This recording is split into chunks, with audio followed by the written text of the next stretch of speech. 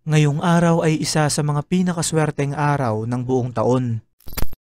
Mga kaibigan, ngayong araw, May 20, 2025 ay ang pangalawang beses na magkakaroon ng palindrome date ngayong taon. Pag sinabi nating palindrome, ito ay isang uri ng salita o parirala na kahit ito ay ating baliktarin ay ganun pa rin ang magiging ibig sabihin. Halimbawa na lang ang salitang alila, kapag ito ay ating binaliktad ay alila pa rin ang ibig sabihin. Ngayong araw naman, May 20, 2025, itinuturing na isang palindrome date dahil kahit ito ay ating baliktarin ay ganun pa rin ang kakalabasan. Ang palindrome dates ngayong buwan ng Mayo ay magtatapos hanggang May 29 na itinuturing ng ilan bilang isa sa pinakaswerteng linggo ng buong taon. May isang paniniwala kasi na ang ganitong mga petsa ay may dalang swerte na itinataon pa nga ng iba ang kanilang kasal, pagtatayo ng negosyo at iba pang mahalagang bagay sa mga araw na to.